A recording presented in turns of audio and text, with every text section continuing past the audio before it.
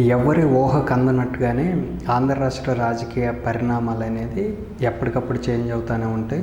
ఆంధ్ర రాష్ట్ర రాజకీయాలన్నీ కులాల మీదే నడుస్తూ ఉంటాయి. అభ్యర్థుల దగ్గర నుండి లేదంటే మంత్రుల విషయంలో కానీ ఏ విధంగా చూసుకున్నా కుల రాజకీయాలు ఎక్కువ ఉంటాయి.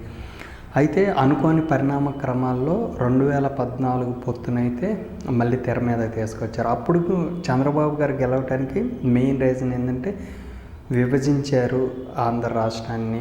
ఆంధ్ర రాష్ట్రం నుండి తెలంగాణని విభజించడం, ఆంధ్ర రాష్ట్రానికి గుండెకాయ లాంటి హైదరాబాద్ని తీసుకెళ్ళి తెలంగాణకి ఇచ్చారు. ఎంతో నష్టపోయాము. సో ఈసారి అనుభవం ఉన్న వాళ్ళు కావాలి. అట్ ది సేమ్ టైం సెంట్రల్లో ఎవరైతే అధికారంలోకి వస్తారో వాళ్ళ అండ అయితే కంపల్సరీగా ఆంధ్ర రాష్ట్రానికి కావాలనుకున్నారు. అప్పుడున్న పరిస్థితుల్లో కంపల్సరీగా మోడీ గారు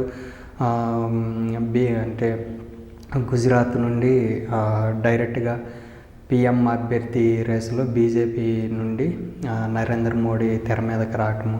సో అక్కడ గుజరాత్ని అభివృద్ధి చేశారు కాబట్టి ఇక్కడ కూడా చేస్తారనుకోవటము. అప్పట్లో మోడీ గారు చేసిన కొన్ని కామెంట్స్ కానీ ఈ విధంగా చూసుకుంటే అప్పుడు వచ్చేసరికి అంత వేవ్లో కూడా 1% షీట్ అంటే ఓట్ షేర్తో ఎక్కువగా టీడీపీకి పడటం వల్ల వైఎస్ఆర్సీపీ అధికారంలోకి రాకుండా ప్రతిపక్షానికి పరిమితం అవటం, టీడీపీ కూటమి అధికారంలోకి వచ్చింది. అయితే ఇప్పుడు ఇదే 2014 కూటమి రావటం వల్ల కొన్ని ప్రశ్నలు అయితే కూటమికి మెయిన్ దేశానికి ప్రధాని అయిన నరేంద్ర మోడీకి అయితే కొన్ని ప్రశ్నలు అయితే కంపల్సరీగా వస్తాయి. సో దీంట్లో భాగంగా ఏంటంటే దేశానికి ఆయన ప్రధాని, ఎన్నో విజయాలు ఆయన ఖాతాలో ఉండవచ్చు. ఆయన ఇమేజ్ గడిచిన కాలంలో అమాంతంగా పెరగవచ్చు. ఆయన పట్ల అభిమానంతో ఉత్తరాది రాష్ట్రాలు ఊగిపోవచ్చు. కానీ ఏపీలో బీజేపీ బలం ఎంత? అసలు మోడీ పట్ల జనంలో ఉన్న భావనలు ఏమిటి? ఇటువంటి ప్రశ్నలు వస్తూనే ఉంటాయి. అయితే మోడీ దేశమంతా గెలిచిన ఆఖరకు ఈశాన్య రాష్ట్రాలు సైతము కమలం ఖాతాలో వేసుకున్నారు. చిక్కనిది దక్కినది మాత్రం ఏపీ అని అనమాట. అంటే ఇన్ని ఈశాన్య రాష్ట్రాల్లో కానీ ఉత్తరాది రాష్ట్రాల్లో ఈ బీజేపీ ఎంత బలంగా ఉన్నా ఏపీలో మాత్రము బలం మాత్రం మాత్రం అనుకోవాలి. ఎందుకంటే 1% కన్నా తక్కువ ఓట్లు ఉంటూ 100 కన్నా కూడా ఏ రాష్ట్రంలో లేనంత విధంగా 100 కన్నా తక్కువ ఓట్లు ఉండటం దీనికి కారణము.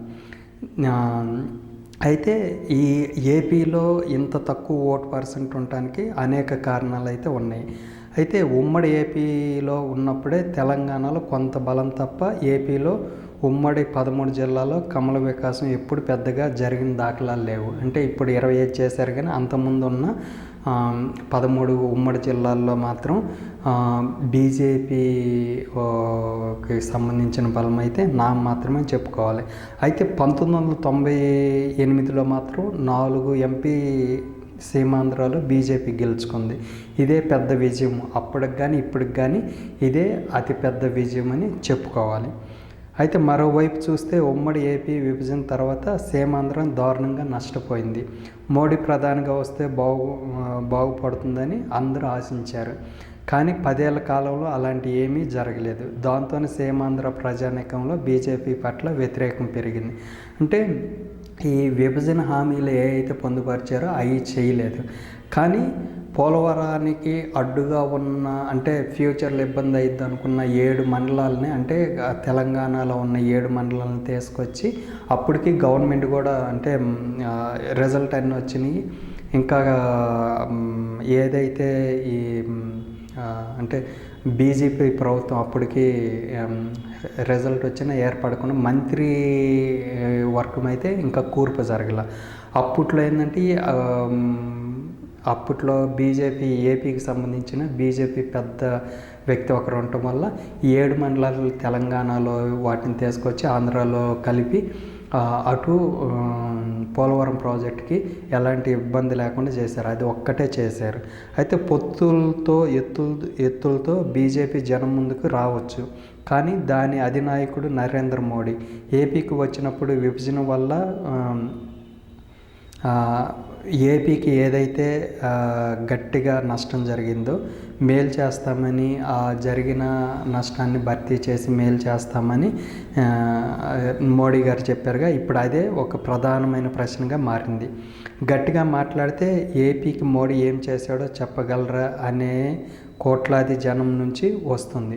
మోడీ ఇటీవల చిలకలూరిపేట సభలో మాట్లాడారు. ఆయన ఎన్డీఏ విజయం అంటున్నారు, 400 సీట్లు అంటున్నారు తప్ప ఏపీలో ఉన్న ప్రధాన సమస్యల మీద అసలు టచ్ చేసి మాట్లాడలేదు. అంతవరకు ఎందుకు? స్టీల్ ప్లాంట్ ప్రైవేటీకరణ విషయం కూడా మోడీ ప్రస్తావన చేయలేకపోయారు. అంటే స్టీల్ ప్లాంట్ ప్రైవేటీకరణ చేస్తానన్నారుగా, దాని మీద ఎలాంటి స్పందన అయితే లేదు. మేము దాన్ని ఆపుతామనో లేక ఆ సమస్య లేకుండా చూస్తామనో నిర్దిష్టమైన హామీ అయితే ఇవ్వలేకపోయారు. స్టీల్ ప్లాంట్కి సంబంధించి ఇది. ఆ తర్వాత పోలవరం ప్రాజెక్టును చూస్తే చాలా బాధ కలుగుతుంది.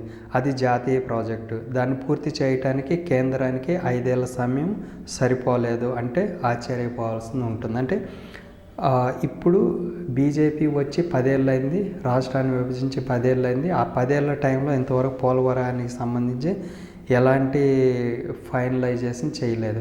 కాకపోతే ఇక్కడ ఏంటంటే ఏటా 20 లక్షల కోట్లకు పైగా బడ్జెట్ని కేంద్రం పెడుతుంది. అంటే ఈ లెక్కన 10 ఏళ్ళలో 200 లక్షల కోట్ల, అంటే 200 లక్షల కోట్ల బడ్జెట్ అన్నమాట. అంటే సంవత్సరానికి 20 లక్షల కోట్లు అంటే 10 సంవత్సరానికి 200 లక్షల కోట్లు అనమాట.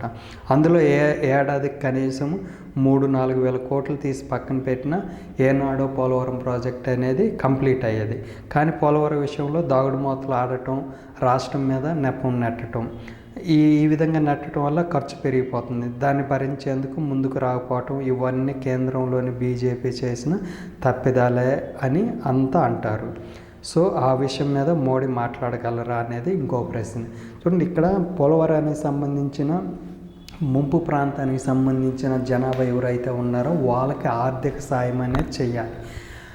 తర్వాత ప్రాజెక్ట్ని కేంద్రమే తీసుకొని చేయాలి. బట్ చంద్రబాబు గారు చేసిన తప్పిదం వల్ల అది రాష్ట్రం చేతుల్లో నుండే చేయాల్సి వచ్చింది. దానికి తోడు ఏంటంటే రాష్ట్ర ప్రభుత్వం డబ్బులు కూడా ఖర్చు చేసింది, అది తర్వాత ఎట్లాగైతే ఇచ్చింది. సో ఈ విధంగా పోలవరానికి సంబంధించిన క్వశ్చన్ అయితే ఎదురైంది. దాంతోపాటు ఇంకో ప్రధానమైన సమస్య ఇంకొకటి ఉంది, అదే ప్రత్యేక హోదా. దాన్ని లేవనెత్తింది 10 కాదు 15 ఏళ్ళు మేము అధికారంలోకి వస్తే ఇస్తామని నిండు పార్లమెంట్లో చెప్పింది బీజేపీ పెద్దలేనమాట. అంతేకాదు తిరుపతి సాక్షిగా మోడీ కూడా ఆనాడు దీని మీద హామీ ఇచ్చారు.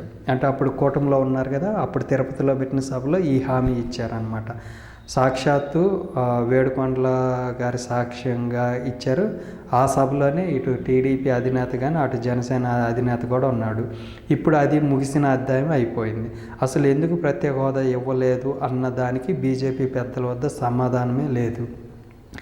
ఇక మోడీ ఈ విషయం గురించి మాట్లాడగలరంటే దానికి కూడా స్పందన ఉండదేమో. ఇవి చాలదన్నట్టుగా తెలంగాణ నుంచి ఏపీని విడగొట్టినప్పుడు అక్కడ ఉండిపోయిన ఉమ్మడి ఆస్తులు అనమాట. ఈ ఆస్తులను ఏం చేశారు, షెడ్యూల్ 9, షెడ్యూల్ 10 అని విభజన చట్టంలో పెట్టారు. ఈ ఆస్తులన్నీ కలిపితే ఏకంగా దగ్గర 2 లక్షల కోట్ల పై మాటే. వీటికి సంబంధించి ఏపీ నిధులు ఇప్పించాలి. అంటే ఈ 2 లక్షల కోట్లకు సంబంధించిన నిధులు ఏపీకి రావాల్సి ఉంది. అది కూడా ఏంది, తెలంగాణ ద్వారా ఆ పని చేయించాలి. మధ్యవర్తిత్వంగా కేంద్రం ఉండాలి. మరి ఆ పాత్ర 10 ఏళ్ళలో బీజేపీ పోషిందంటే లేదనే జవాబు వస్తుందన్నమాట. సో బీజేపీ కేంద్రము ఏపీకి తెలంగాణ మధ్యవర్తిత్వం చేసి ఎవరికి ఎంత రావాలి ఏంటి అనేది అది వాళ్ళే చేయాలి. అది విభజన హామీలో పొందుపరిచారు. బట్ వీళ్ళు చేయట్లేదు. ఎందుకని, తెలంగాణలో బీజేపీ కొంచెం బలపడుతుంది కాబట్టి ఇప్పుడు దాంట్లో చేతులు పెడితే అదంతా డిస్టర్బ్ అయింది, వచ్చే 4 సీట్లు కూడా రావనేది ఒక వాదన వినిపిస్తుంది. ఇవే కాదు, విభజన హామీలను పూర్తిగా తుంగలో తొక్కేశారు. ఏ ఒక్కటి నెరవేర్చలేదు. దేశానికి మేలు చేస్తే ఆయా రాష్ట్రాల్లో బీజేపీకి అవకాశం ఉంటుందేమో, కానీ ఏపీకి అన్యాయం చేసే తీరుకు జనాభా ఇప్పటికి కోపంగానే ఉంటుంది. సో కాంగ్రెసే పెద్ద తప్పు చేసి ఇది చేసిందంటే మేము అధికారంలోకి వచ్చేసి చేస్తామన్న 10 ఏళ్ళు ఉన్నా కూడా ఒక్కడు కూడా చేయలేదు. ఇప్పుడు కాంగ్రెస్ మీద ఎంత అయితే కోపం ఉందో బీజేపీ మీద కూడా అంతే విధమైన కోపం ఉంది. వీటన్నిటి జవాబు మోడీ ఎన్నికల సభలో చెప్పగలరా అని సగటు ఆంధ్రుడు ప్రశ్నిస్తున్నాడు. 10 ఏళ్ల బీజేపీ ఏలుబడిలో కేంద్రం నుంచి అప్పు చేసుకునే వెసులుబాటు ఇచ్చారో తప్ప స్పెషల్ గ్రాంట్లు మాత్రం రూపాయి కూడా ఇవ్వలేదు. అంటే వీళ్ళు చేసిన ఏదన్నా ఉందంటే ఏపీ అప్పులు చేసే విధానాన్ని కొంచెం వెసులుబాటు ఇచ్చింది అంతే తప్ప ఎలాంటి విభజన హామీలు అనేది చేయలేదు. దానివల్ల ఏపీ అప్పుల కుప్ప అయింది. అంటే ఈ వెసులుబాటు ఇవ్వటం వల్ల, ఈ సంక్షేమం వల్ల ఏపీలో అప్పులు పెరిగిపోయినాయి తప్ప మరి ఏ విధమైన ప్రయోజనం లేదు. ఇప్పుడు ఏపీలో అభివృద్ధి లేదంటే ఆ తప్పు ఎవరిదన్న ప్రశ్నలు వస్తున్నాయి. కేవలం రాజకీయాల కోసం 25 ఎంపీ సీట్ల కోసం తనదైన పొలిటికల్ స్ట్రాటజీతో బీజేపీ ఏపీలో పోటీ చేయవచ్చు. కానీ ఆ పార్టీ అధినాయకుడు మాత్రం దేనికి సరిగ్గా సమాధానం అయితే చెప్పలేరని అంతా అంటున్నారు. ఇక్కడ చూస్తే మనకు ఫస్ట్ వైజాగ్ స్టీల్ ప్లాంట్, దీంట్లో ఇంకోటి ఏంటంటే వైజాగ్కి సంబంధించిన రైల్వే జోన్, దీన్ని కూడా దీంట్లో పెట్టలేదు. తర్వాత వెనకబడిన జిల్లాలకు సంబంధించిన డబ్బులు ఇస్తానన్నారు, అవి రాలేదు. సో ఈ విధంగా చూసుకుంటే చాలా ప్రాబ్లమ్స్ ఉన్నాయి. తర్వాత వచ్చి ఉమ్మడి రాజధానికి హైదరాబాద్లో ఉంది. ఆ రోజు చంద్రబాబు గారి ఓటుకు నోటు కేసు వల్ల అది వదిలేసి అక్కడికి వచ్చారు. సో రాజధానికి సంబంధించి ఇంతవరకు అది ఒకటి ఫైనల్ కాలేదు. సో ఈ విధంగా చూసుకుంటే చాలా సమస్యలు అనేవి ఉన్నాయి.